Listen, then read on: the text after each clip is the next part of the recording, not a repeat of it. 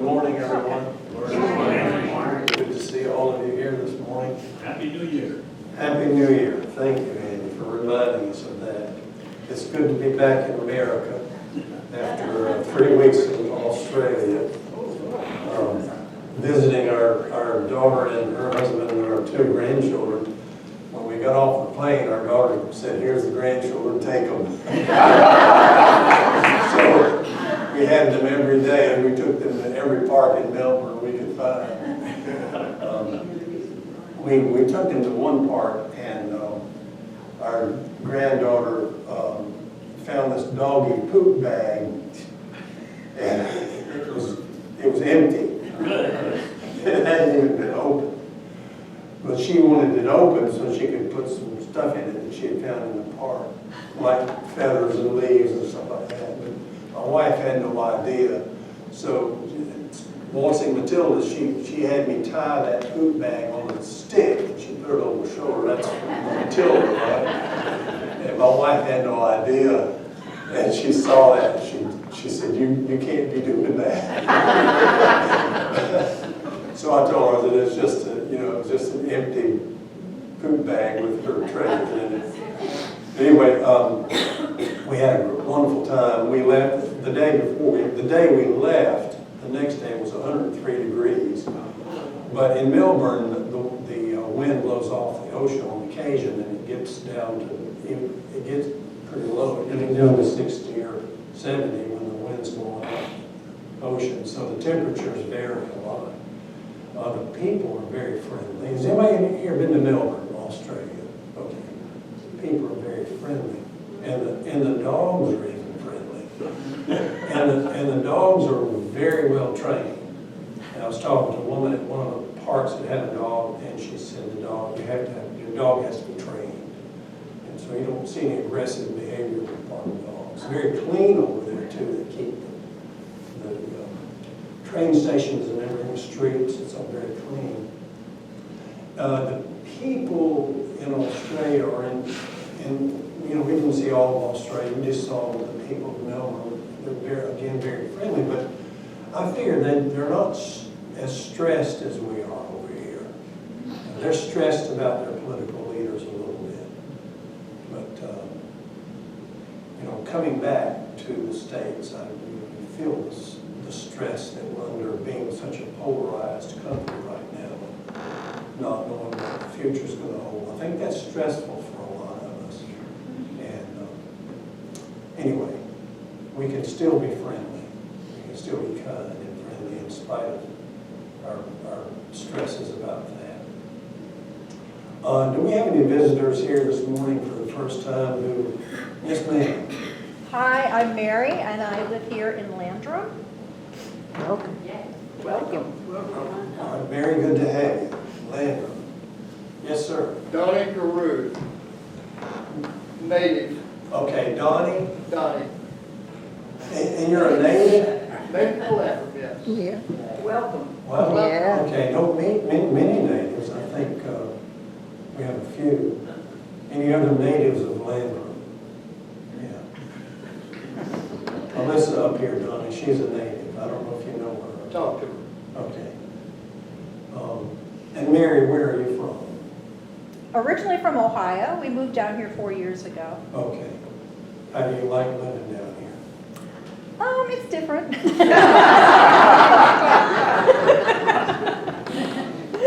That was very kind of you there. Okay. Couple of announcements before we get started. Men's group meets 10 o'clock this Tuesday at the Columbus Library. That's right. Yes. Almost like 10 o'clock this morning. Tuesday morning. And the women's group meets the next morning, is that right? Afternoon. Same day afternoon or next day afternoon? Wednesday afternoon. Wednesday afternoon. And where do you want to meet? Well, we're making a change. Okay, you want to tell us about that? We're going to make a little change. The women's group is going to meet at Third Space Coffee, which is in Landrum, and it's just down the road from the library, so not very far, but it's kind of across the street from Brookwood Park. So if you know where Brookwood Park is, it's right across the street from there. So What time? 2 o'clock on Wednesday. This coming week. Yes, this week.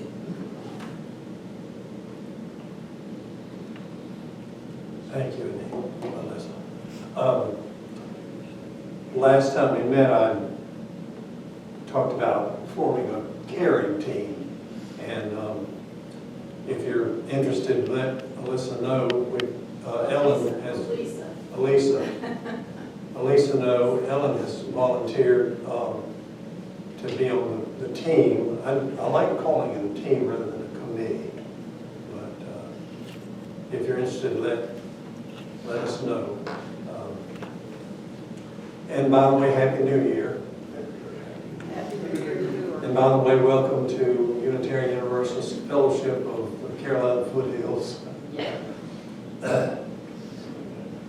Let's see, I believe that's it.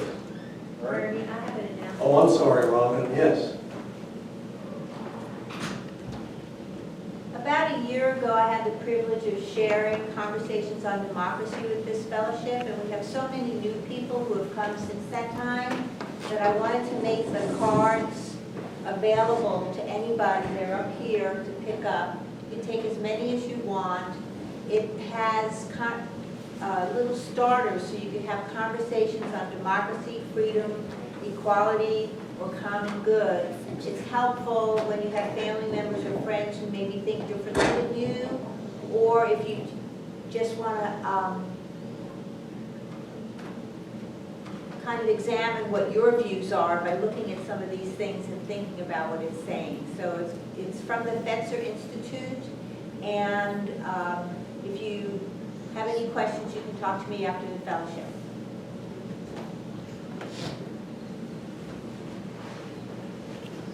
Thank you.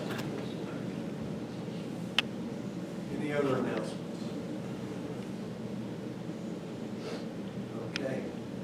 Well, I missed you all. And I'm really glad to be back here, and I'm glad to see all of you. I'm glad to see you all again. All right, I just turned it on, I had it off. Okay, sorry about that. So I'll say that again. I missed you all, and I thought about you when I was in Australia. And I'm glad to be back, and I'm glad to see you all here. Glad to see you too. Now, what did I do with my glasses? Here we go. Let me open our service of words with these words from Psalm 98. Oh, sing a new song to the eternal. Shout praise, all earth, break into music and song. Praise the eternal with the lyre and song. Let the sea and all within it thunder praise, the world and all its inhabitants. Let rivers clap their hands. Let mountains sing in chorus. Oh, sing a new song to the eternal.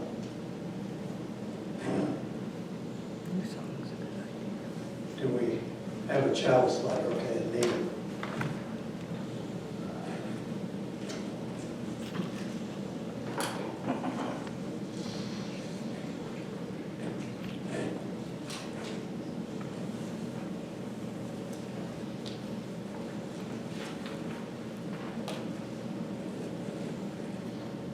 Another UU minister, Reverend Rebecca Bryant, addresses the fifth principle, the right of consciousness and the use of the democratic process, explaining, in congregations and society at large, Unitarian Universalists honor the principle of hearing and learning from everyone's voices in discernment, deliberation, and decision-making.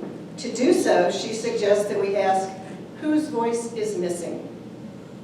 That we each ask ourselves, do you need to extend your voice and participation, or do you need to listen more and allow others to step forward? With respect to listening, this quote from psychologist Harriet Lerner, if we only listened with the same passion we feel about being heard. Thank you, Anita. number 121. Okay, sorry. Thank you for reminding me. Let's join in together. We light this chalice for the light of truth. We light this chalice for the warmth of love. We light this chalice for the energy of action. We light this chalice for the harmony of peace. Thank you. I got in last night at 10:30 after about 20 hours of flying, so if I fall asleep or if I faint, whatever, because I've got some jet lag going on, so I'm excusing myself if I mess up on the order of service. Hymn number 121, and let's just sing 2 verses. It's a long song. Let's sing 1 and 4. How about that? Does that sound okay? 1 and 4.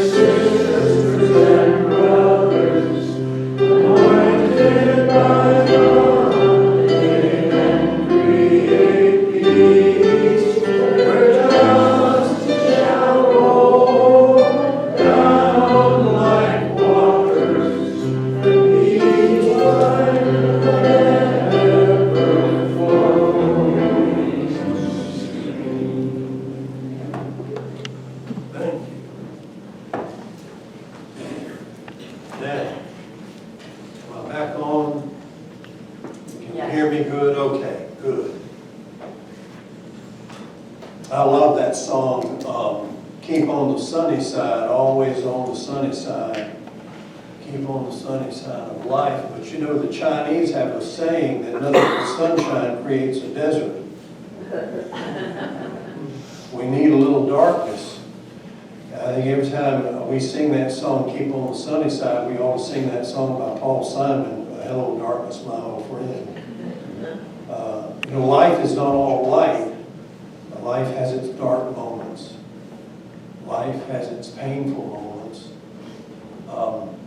And I believe that the depths of our sorrows are matched by the heights of our joy. That if we don't experience the sorrow in life, we don't experience the joy in life. that you can't have, life can't be just one stroll down Primrose Lane, you know what I mean?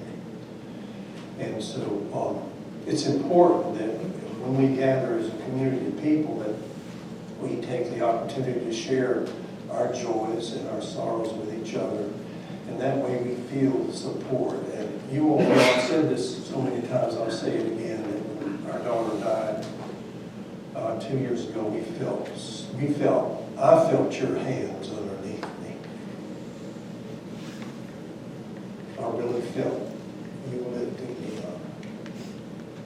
And my hope would be that everyone in this congregation would feel that when you're hurting, that this community is here to hold you.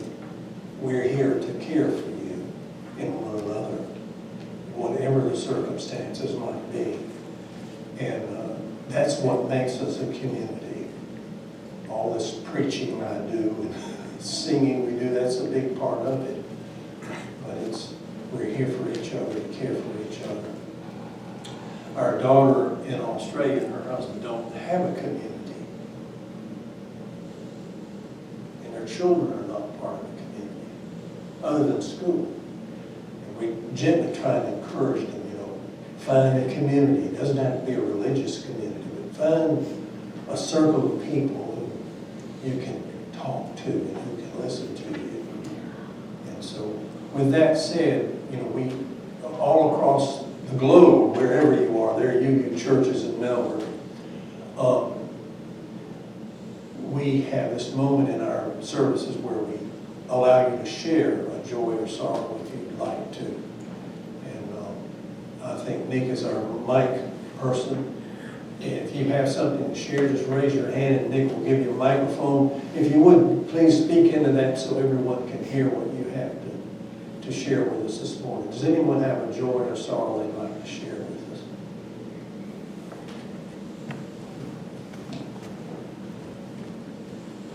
Ernie, could we light a candle in memory of President Jimmy Carter? He was the first governor of Georgia to speak out against segregation. His policy focused on peace, including non-proliferation of nuclear arms, chemical, biological weapons. There are so many firsts. And he ran on the premise of, he promised he would not lie. And what a refreshing way to run for office that is. Thank you, Sally. Jean got here, Dave. I would just like to add to, what is that, Sally? Yes. An interesting fact about Jimmy Carter also was that he put solar panels on the White House. And he was the first president to recognize what the impact of climate. And of course, the next administration took them off. And so I think we should praise him for doing that as well. I think he was an underrated president during his presidency, but I think that history hopefully will show what a great man, as well as a humanitarian, that he truly was throughout his 100 years.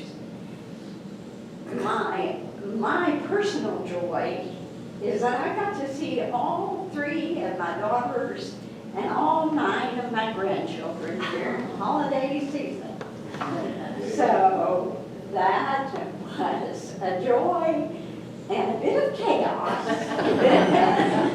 because at least 3 of the family had the flu and almost pneumonia, but we got all that taken care of, and we had about, I don't know, 4 separate Christmases to avoid contagion. So, needless to say, I'm a little bit exhausted from all that, and And I apologize for the hospitality trees because they're leftovers.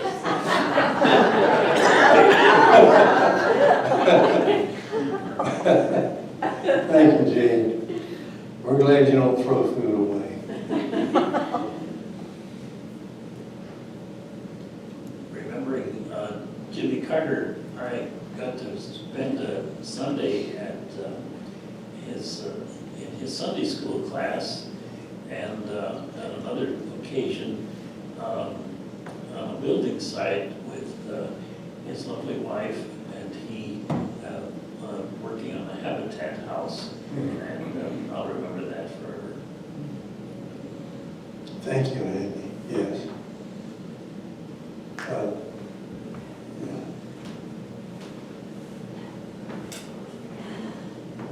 Some of you know the gentleman that sometimes comes with me to church when he's not going to the other Methodist church. Anyway, in the past year, I've been honored with being very close to Leonard.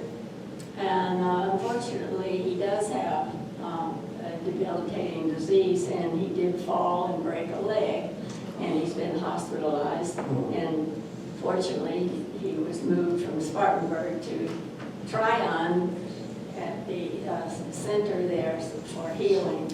So he would love to know that your thoughts and prayers are for him to have a quick recovery. Thank you. Thank you, Andy. Leonard, I used to refer to Leonard. Yeah. And where is he, Andy? White Oak. White Oak? Yeah, the White Oak, what is it called? Rehabilitation. Yeah, rehabilitation. Okay, thank you. I think someone else had their hand up. I had another one, Ernie. Could we light a candle to remember all victims of violence? Thank you, Sally. A candle to remember all victims of violence.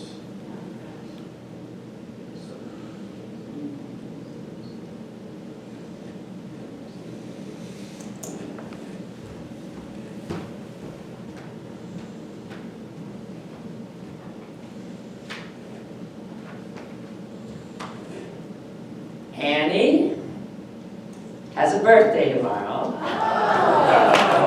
Happy birthday. My mother told me when you're over 90, you brag about your age. You don't hide it. She's either 29 or 92 tomorrow. I'm not sure. But yeah, if we could all live as long and as well as she has, we'd be very lucky. Thank you, Annie, for all you do. Happy birthday to you. Happy birthday, dear Annie. Happy birthday to you. Thank you, thank you. Well, what is it, Andy? 92 or 29? Oh, I prefer 29. Okay, you want to do it all over again, all right. Well, thank you all for sharing. Let's share in a moment of silence, and then I'll close us with some thoughts.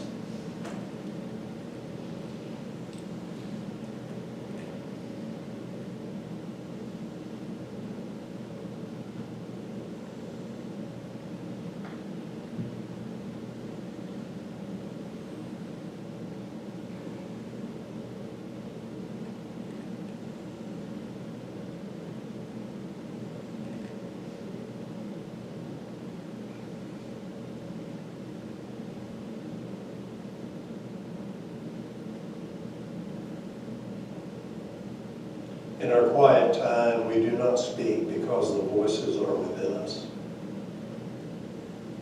It is our quiet time. We do not walk because the earth is all within us. It is our quiet time. We do not dance because the music has lifted us to a place where the Spirit is. It is our quiet time. We rest with all of nature. We wake when the seven sisters wake. We greet them in the sky over the opening of the kiva. Join with me, please.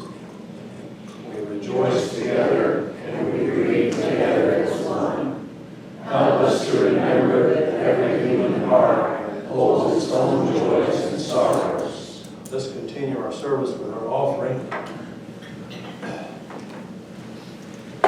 Becky's going to explain this song to you that we're going to sing. She's going to sing, and Derek and I are going to play. Actually, Derek's going to explain it. I'm just going to explain that some of you probably know, have noticed that with Ernie's help, we try to find a few songs that match his message each time. He's talking about conscience in just a moment here, and so we found this old German folk song called Die Gedanken sind frei. That means simply thoughts are free. Thoughts are free. So we're going to sing that for you now. I would just say that Pete Seeger did this song a long time ago, and that's one reason why we know it, and he seemed to like it. And the words we're going to have here are a mixture of what he's saying when he did it and the old original German folk version. So we hope you'll join us. It's a simple song. And again, you're simply saying, thoughts are free, and that's what Ernie's going to be telling us in a few minutes. Partly. I hope it is, because otherwise.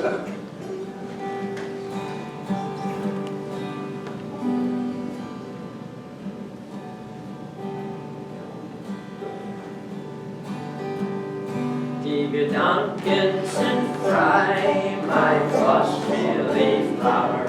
Die Gedanken sind frei, my thoughts give me power. No scholar can map them, no thunder can trap them, no man can deny. Die Gedanken sind frei, no man can deny. Die Gedanken sind frei. I think as I please, and this gives me pleasure. My conscience agrees, this right I must treasure. My thoughts will not cater to duke or dictator, no man can deny. Die Gedanken sind frei, no man can deny. Die Gedanken sind frei. And should tyrants take me and throw me in prison, my thoughts will burst free like blossoms in season. And nations will crumble and structures will tumble, and free men will cry. Die Gedanken sind frei, and free men will cry. Die Gedanken sind frei.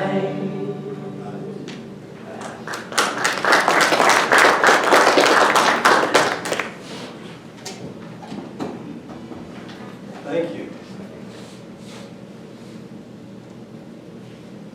So how do you say that one more time, Dee? Die Gedanken sind frei. Dolphins and fry. Okay. To the work of this fellowship, which is being attached to love and action we call community, we dedicate our lives and these are our offerings. Our reading is 594, and that's our principles. 594.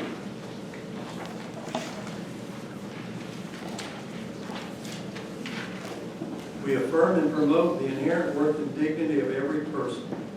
We believe that each and every person is important. We affirm and promote justice, equity, and compassion in human relations. We believe that all people should be treated fairly. We affirm and promote acceptance of one another and encouragement to spiritual growth. We believe that our churches are places where all people are accepted and where people learn together. We affirm and promote a free and responsible search for truth and meaning. We believe that each person must be free to search for what is true and right in life. We affirm and promote the right of conscience and the use of the democratic process. We believe that all people should have a voice and a vote about things which concern them. We affirm and promote the goal of world community with peace, liberty, and justice for all.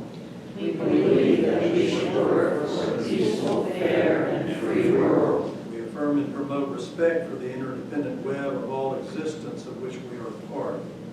We believe that we should care for our planet Earth. Thank you. So can you still hear me back there, Thomas? Yes. Okay. I turned it off when we're singing, because I don't want to overpower. Yeah. Now can you hear me better? Yes. Okay, 3 Unitarian Universalist ministers were talking about when they prepare their sermons, or sometimes as we call it in UU, their reflections. And the first UU minister said, well, I start on Monday and I work 5 hours a day on my sermons till Sunday comes. And the second UU minister said, well, I wait till Saturday night and I start working on mine. I wait till Saturday night and I start working on my sermon. Then the third UU minister said, well, what do y'all do when the choir's singing the anthem?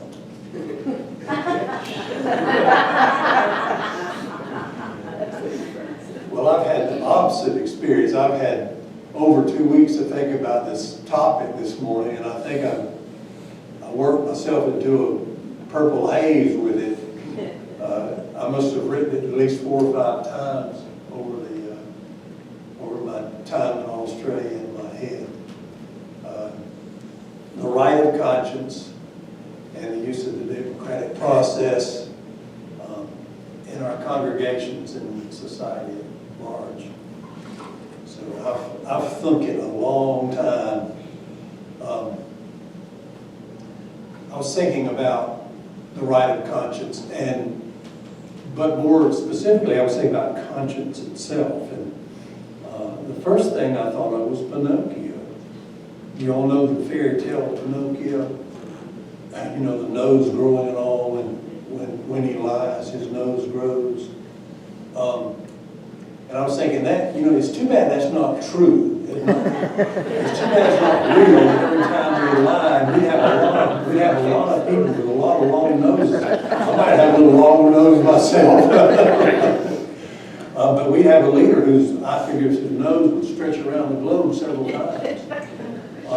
You know, and that's, you know, we won't go there, but anyway.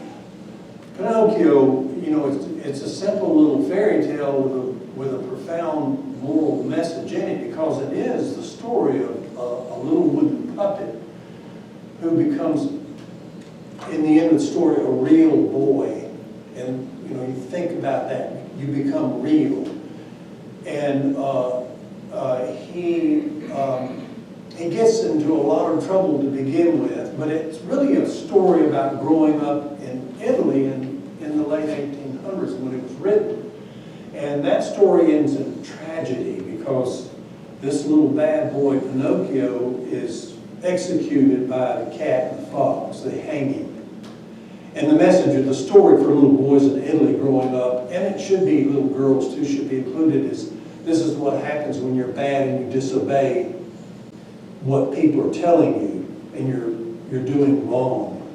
And so it has that moral to it that you won't live long if you go against society's rules and everything. But Disney, as it does with a lot of these old folk tales, it ends them in a happy way, in a happily ever after sort of way. And that's the way, you know, Disney did the Pinocchio story. They gave it a happy ending. But basically, it's a story. You know, if you want to find out what the psychologists say about it, my God, go on Google. There are thousands of these psychologists psychoanalyzing Pinocchio. And you know, the thing about any kind of symbol is you can read it any way you want to. And so I prefer just to try to keep it as simple as possible. It's about a little boy growing up, a little puppet. And think about that, you know, that we can be puppets, and we're being pulled by all these different strings, and they're pulling on us from outside. And so he's a little puppet, and he has a little conscience. And the name of it's an insect, it's a cricket, and his name is Jiminy the Cricket. And he's assigned by the angel to be Pinocchio's conscience. But if you know the story, you know that Pinocchio silences that conscience. It's that little voice on the outside, you know, that is telling him right from wrong. You know, Jiminy says, give me a little whistle when you get in trouble, and I'll tell you how to stay out of trouble. But Pinocchio, First of all, the encounter with the cat and the fox who talked him out of going to school. They don't go to school. You don't need to go to school. You can get rich and famous in the theater. So then Pinocchio goes that way. Then after that, he meets Lampwick, who convinces him to go to Treasure Island, where he can just kind of smoke cigars and play pool and be happy. And so, the way to think about that are all those are voices within him. But, the cartoon, like fairy tales and mythologies, those put the voices out there.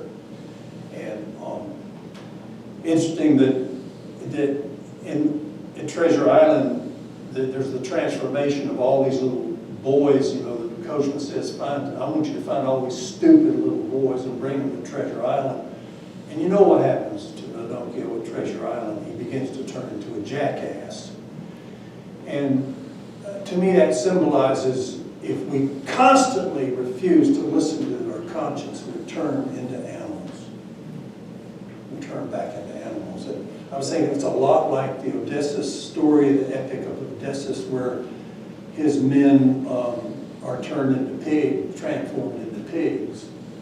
And I think those stories are just saying what happens to us if we continue to go down these paths of really destruction and self-destruction, that we end up being animals.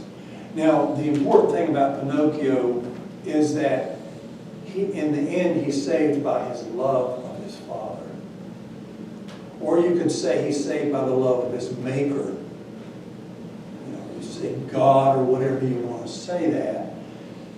It's not really God who saves him, but his love for his father that saves him. So, the story, he goes in search for his father who has left.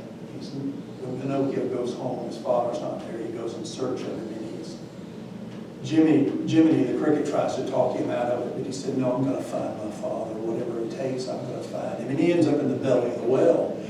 And that belly of the well is a powerful theme throughout history of that journey into the depths, of your own depths. And the transformation that occurs when you're in many ways forced to go into your depth through some sort of catastrophic situation that happens in your life. You're forced to go deep within and draw from the true treasures of who you are and what you are. And so they're in the belly of the whale. There's the transformation. Remember the story of Jonah in the belly of the whale. Interesting thing, if you read the part where Jonah is in the belly of the whale, he doesn't ever mention being in the belly of the whale. If you read it, he's talking about depression. If you read that passage in Jonah, he's talking about being so down and out and depressed that he just doesn't know what to do.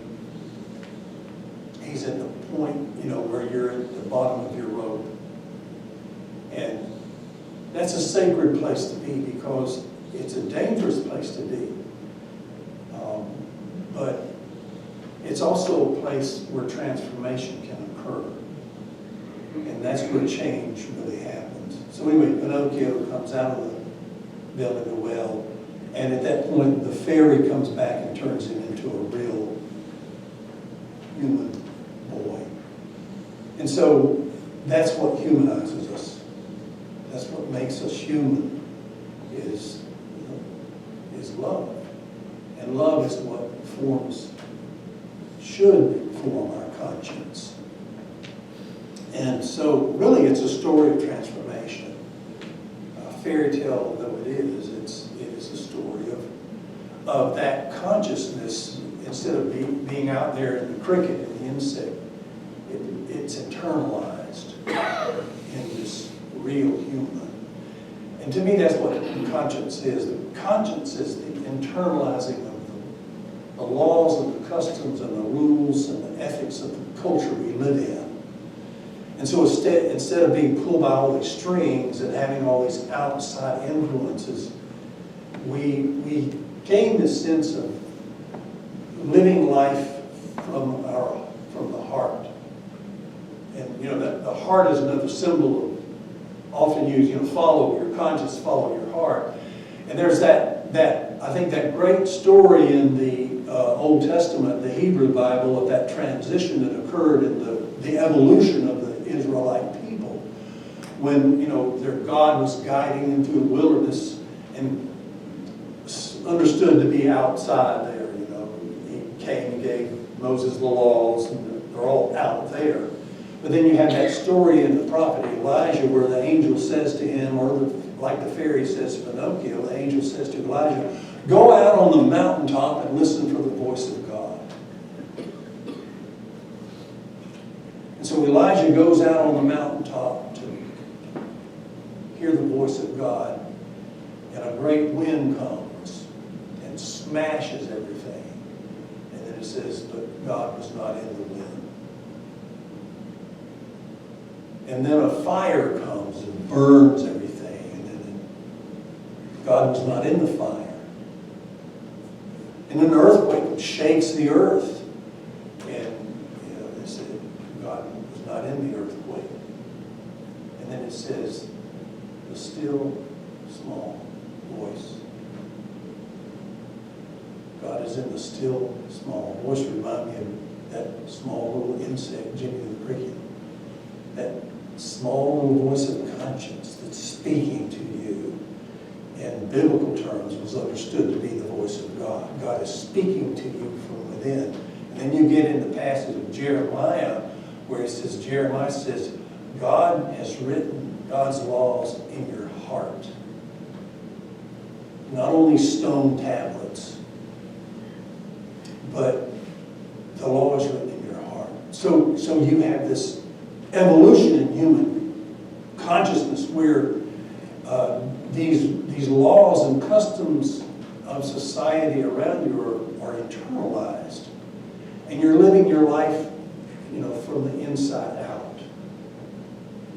Instead of all this stuff out here, like Pinocchio being pulled by the strings of fame and fortune and money and the easy path, all these strings that are pulling, you begin to live your life from the core of your own being. And so you can say that, it's like my daughter was complaining a little bit about living so far away and living in Australia. And, and I said to her, wherever you go, there you are.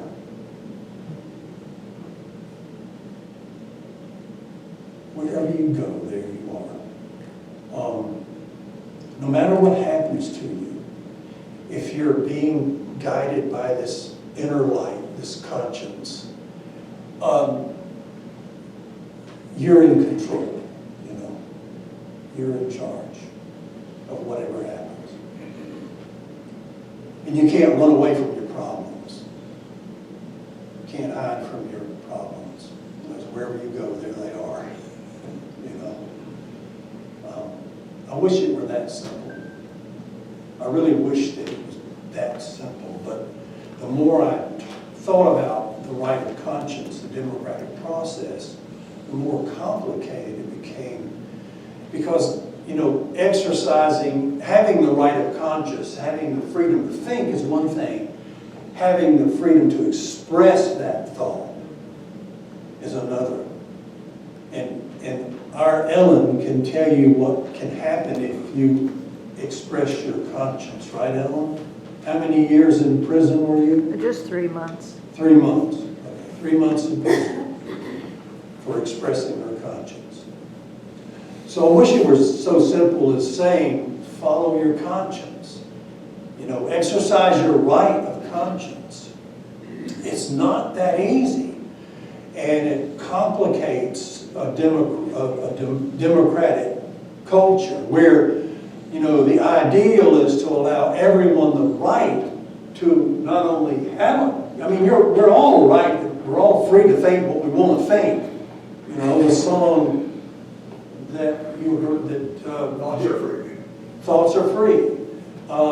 That's okay, but what about when it comes to expressing, acting on your conscience? It complicates things. We had a baker in Colorado whose conscience told him, I'm not baking a cake for a gay couple.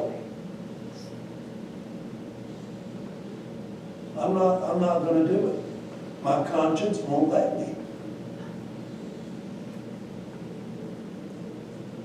Does that person have a right of conscience? Does that person have a right to express their conscience? Do they? A doctor who refuses to give a woman an abortion because when it was legal, refuses. So the more I thought about this right of conscience and this freedom to voice your conscience and to act on your conscience, the more complicated it became. But then I thought, well, you know, democracy is a complicated process. It's not easy. You know, expressing your conscience can land you in jail. So, you know, we're free to think what we want to think, but are we really free to express our conscience? What does that say about conscience? That we can have a conscience, and we can internalize a conscience based on the laws of our society, but we can have a whole other set of people who base their conscience on the laws of the Bible, and it puts them in direct conflict with the laws of the land. So it's not easy. It's not an easy thing to do. You know, Henry David Thoreau said the only place for a just person in an unjust world is in jail. So I wish it were as simple as Pinocchio.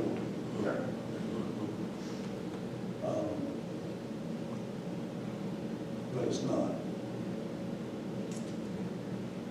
How do we accept when those express their conscience in a way that conflicts with ours?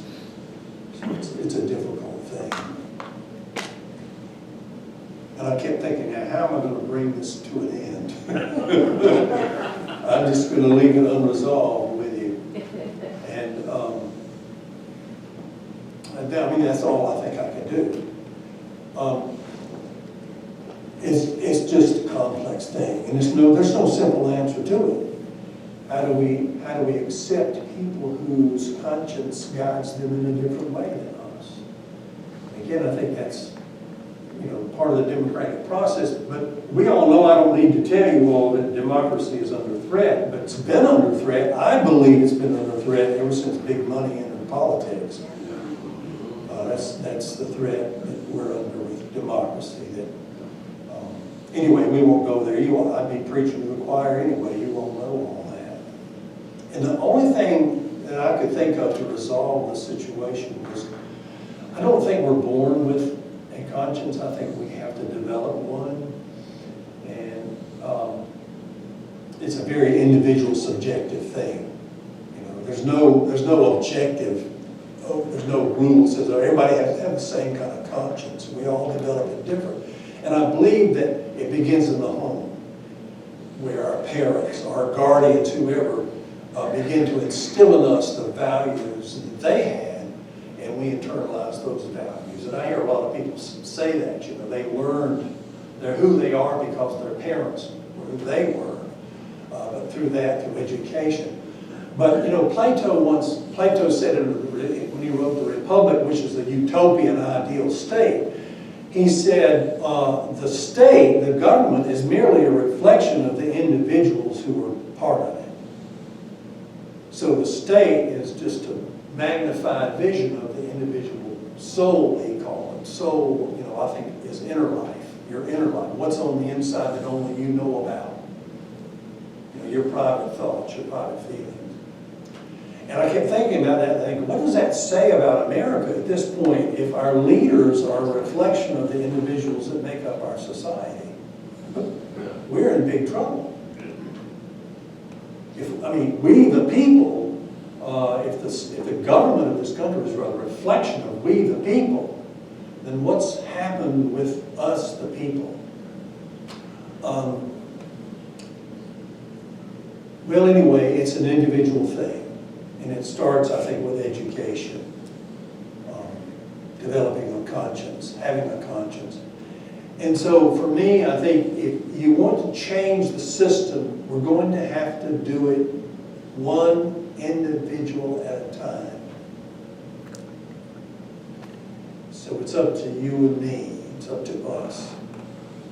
And I say, you know, no matter what happens, no matter how divided we become, or how polarized we become, and how hateful the world may be around us, and cruel.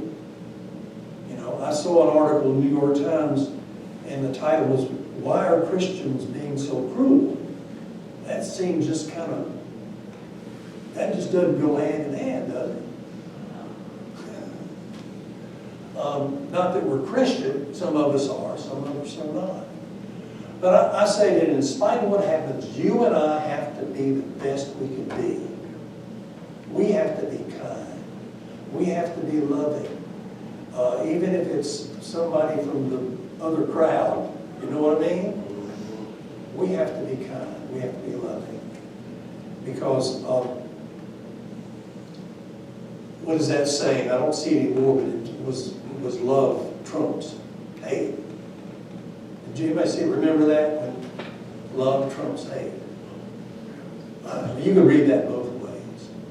To love another person, even if they're being hateful. And that takes incredible strength. But that we can change this world one at a time. Begin by changing ourselves and making sure that we're living from that center of our own, our heart, living from the heart. Now, maybe that doesn't resolve everything. You know, maybe I'm leaving you all hanging, but that's just where I'm at with it. Thank you all for listening.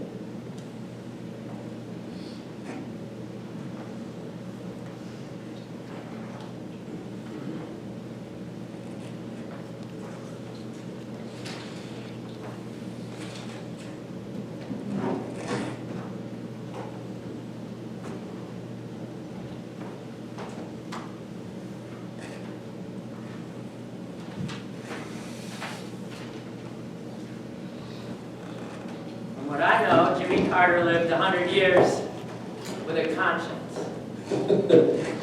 And he wasn't always popular because of that conscience.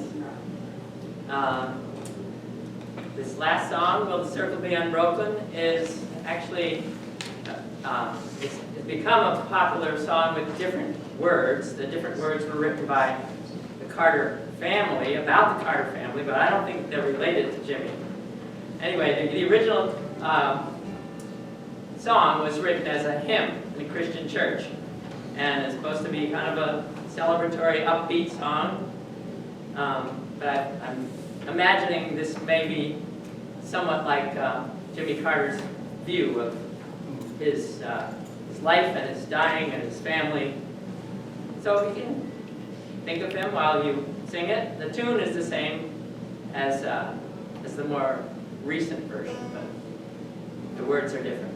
We'll start with a chorus, the bold part, and every time it says chorus, come back to the bold part.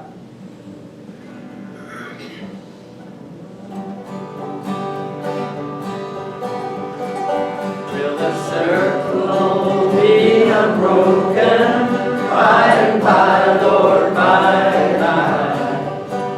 There's a better home away in the sky, Lord, in the sky. There are loved ones in the glory whose dear forms you often miss. When you close your earthly story, will you join them in their bliss? Will the circle be unbroken, by and by, Lord, by and by? There's a better home away in the sky, Lord, in the sky.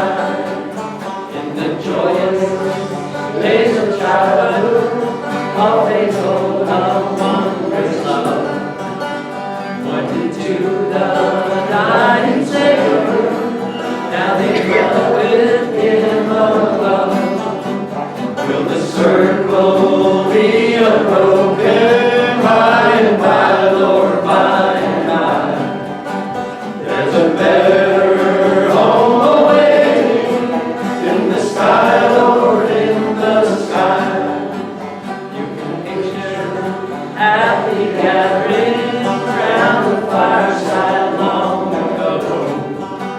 And you think of tearful parties, and then left you here below.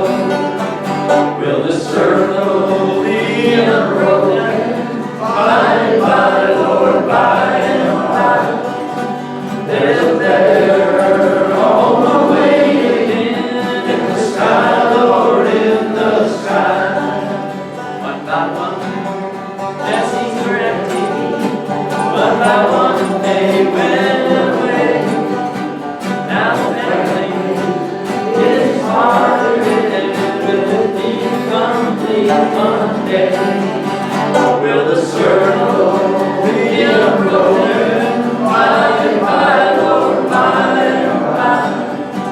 There's a better home awaiting in the sky, Lord, in the sky.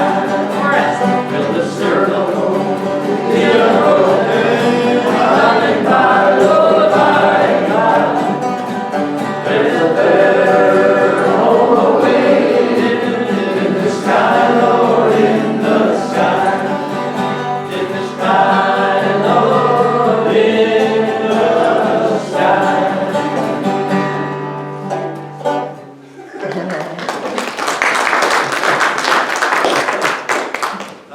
I think Jimmy would have loved that. One day we're going to have a UU revival. Who says UUs can't have a revival?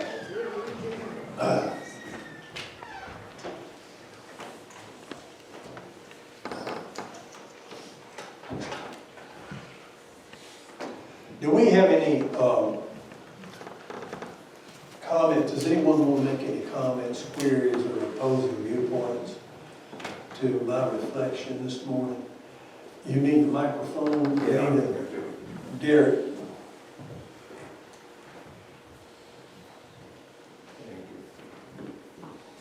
Ernie told some stories today as part of his message on conscience, and there's probably no, I couldn't help thinking this, there's probably no American novel more directly aligned with what he said than Huckleberry Finn. Some of you know that novel, probably all of you know that novel. You might forget what I think is the key line in that novel, and it has to do exactly with what Ernie talked about.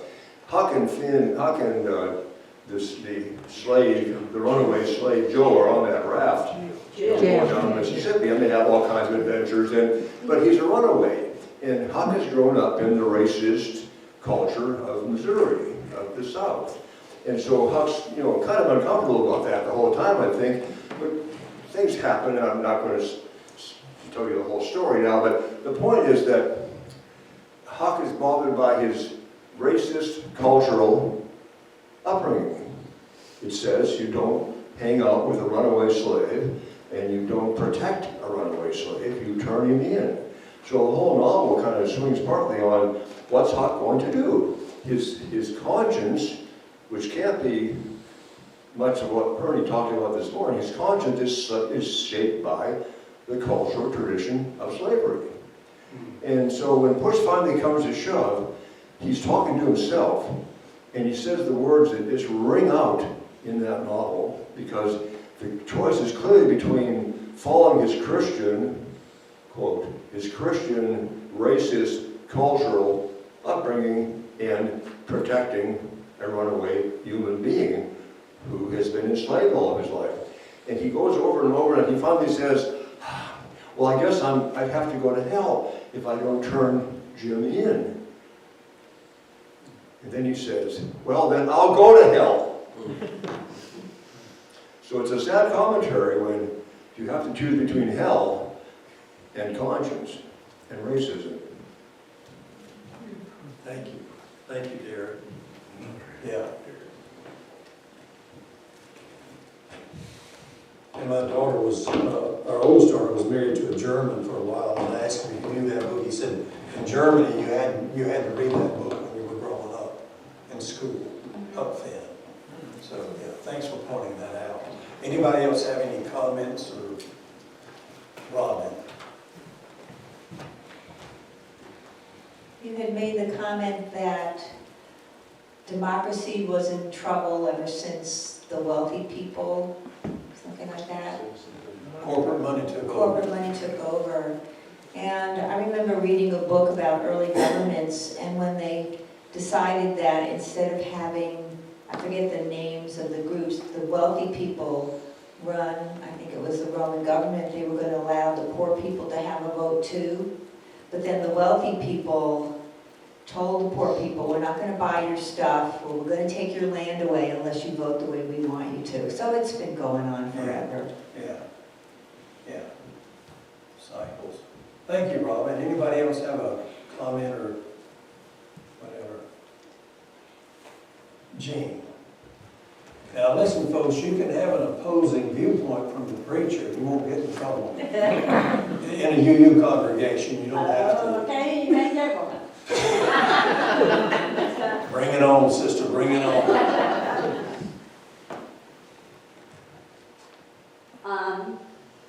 Conscious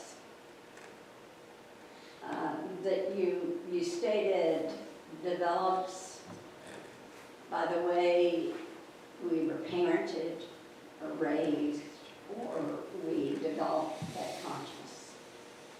And I question that because if we are born, having worked with infants, babies all my life, who I feel are not born in sin. They come from they are created, hopefully out of love, but not always. But I think oftentimes it is, if you see young children, they don't discriminate unless they've been taught to do that. And so, because young children and I've worked around many of them, color doesn't mean anything, class doesn't mean anything. It's not until they're influenced by the culture around them that they begin to adapt those behaviors. And just my viewpoint, that's all, for what it's worth. I thought about the book, All I Needed to Know I Learned in Kindergarten. I thought about that. And that, that is it nature, nurture. Yes. So, yeah, you can think that way. Thank you. But you're wrong. No, I'm just kidding. I accept that view, and I mean, I read where we are born with it. So there is that question, is it nature and nurture?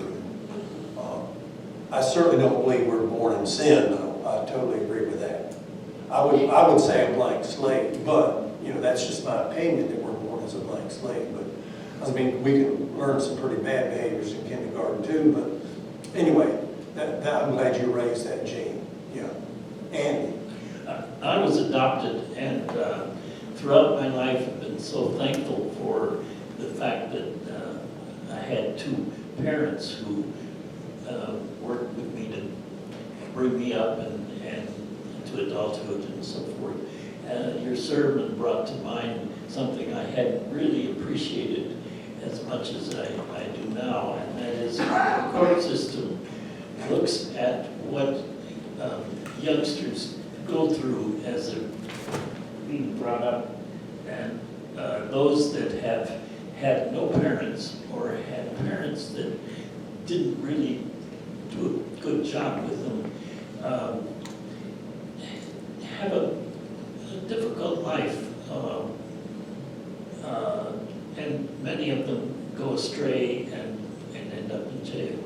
So that's what brought to mind your sermon. Thank you. You know, another thing we talk about is, I was in the Marines in 1969 and told them Parris Island boot camp that I would go to Vietnam. And, you know, my parents bought me a BB gun when I was 12 years old, and I killed a robin bird with it, and it devastated me. And I cried after I killed the bird, and I buried it and had a funeral for it. And I, you know, fortunately, I didn't have to go to Vietnam because Johnson was pulling out just as I got in. And I think to myself, I saw a documentary where a young Marine had shot a Vietnamese woman in her back when she was running through a rice paddy, and he couldn't live with himself. And I thought, if I'd had to go to Vietnam, military, raise your hand if you've been in the military. Raise your hand if you've been in a war zone. Okay, well, fortunately, I didn't have to go to Vietnam because when I was in Hawaii and they were shipping us out, they changed the orders and we stayed in Hawaii. But I don't know what would have happened to me if I had to kill another human being. It would have probably destroyed me. But I mean, so my question, see, I had all these questions about God. How do you send soldiers into battle with a conscience? How do you have a conscience when you're in a battle trying to kill the other person? Well, one way they taught us in the Marine Corps boot camp was they're not killing humans, you're killing gooks. You're going to kill gooks. And so, you know, there's ways that our society can erase your conscience.